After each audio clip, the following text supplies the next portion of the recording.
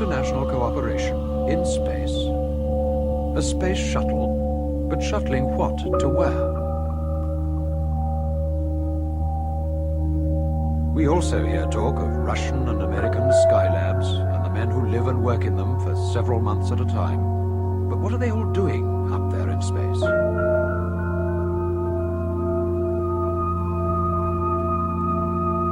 We tend to think of the arms race and the space race as practically the same thing. Visits by one side to the other.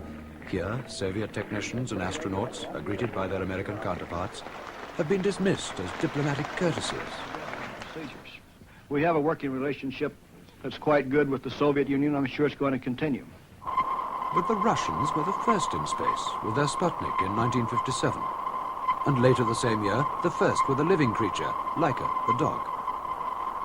Then they made, 3 years later, the gigantic step with the first man in space, Yuri Gagarin.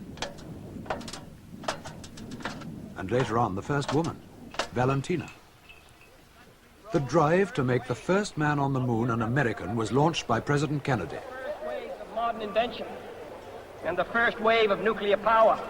And this generation does not intend to founder in the backwash of the coming age of space.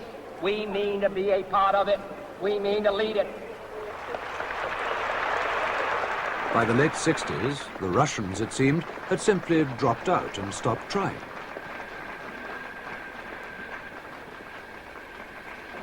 And yet today, Cape Canaveral is virtually abandoned, a desert of reinforced concrete and steel.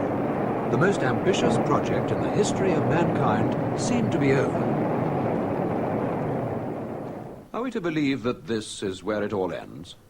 Of the estimated 2,000 launchings from Earth to space, at least 60% have been by the Russians. The near side of the moon's surface, the side visible to us here on Earth. The flags indicate acknowledged landings of American and Soviet craft. Among the spaceships the Russians sent up was the Vostok, supposedly not intended to reach the moon's surface.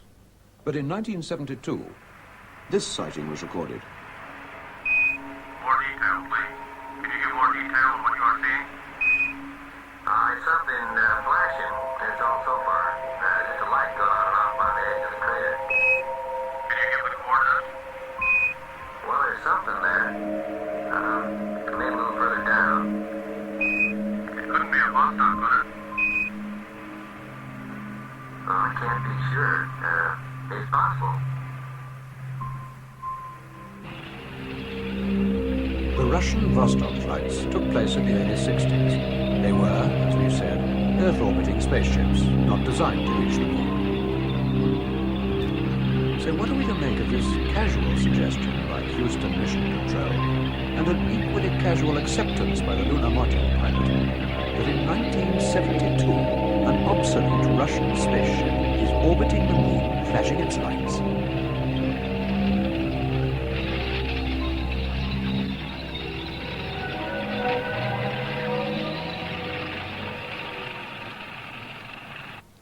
The Russians were the first on the moon, with their unmanned rocket which landed here in 1959.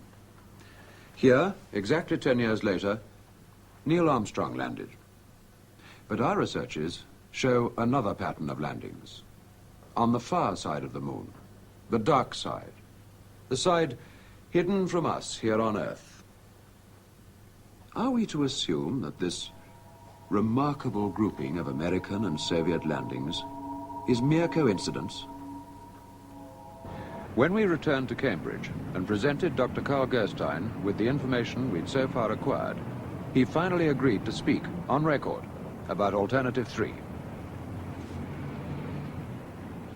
We had agreed at the Huntsville conference that there was nothing we could do to cut either world population or the consumption of resources essential for survival on Earth. Alternative 3 was a much more limited option. It was an attempt to ensure that at least some of the human race survived the consequences. We were theorists, not technicians, but we realized we were talking about a kind of space travel which had only appeared in scientific fiction so far. What, you mean go to some other planet? I mean, get the hell off this one whilst there's still time. Dr. Carl Gerstein then went on to discuss the kind of cross-section they would like to see get away. A balance of the sciences and the arts. In fact, all aspects, as far as possible, of human culture. He said that the list would never be complete, but it would be better than nothing. These are the cards you saw earlier. All of them people who've disappeared without trace or explanation during the last 18 months. In other countries, they have similar lists. All people forming that same kind of cross-section that Carl Gerstein described. All were in good health and all under the age 55. But where have they gone?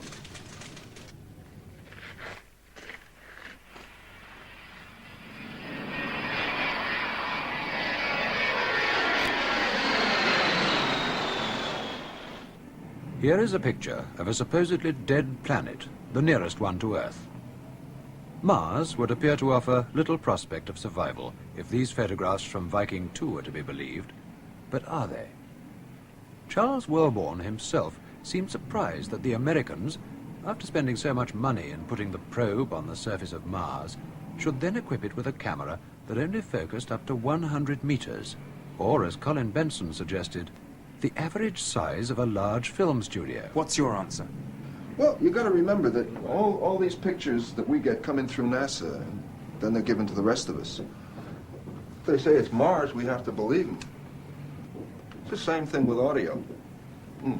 I mean, we don't hear everything that's said between mission control and the spacecraft. There's a second channel. They call it the biological channel. Officially, it's just for reporting on medical details. In effect, it's the one they switch to when they have something to say they don't want the whole world to listen in on. I mean, sure, that could be a studio in Burbank. But I mean, for God's sake. Mariner 4 passed close enough to Mars to send back the best photographs of its surface we'd had so far. But was it all just like this? Mars has always been a source of fascination to mankind and a mystery.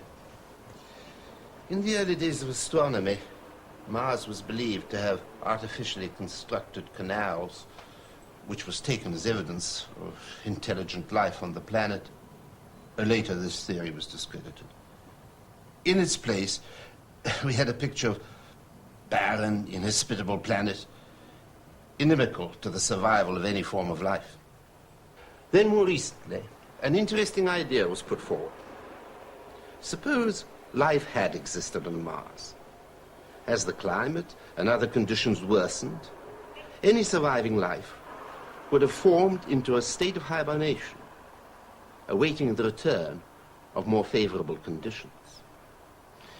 It was even suggested that the atmosphere which had sustained life may have become entrapped in the surface soil of the planet. There was an occurrence several years ago which made this theory very persuasive.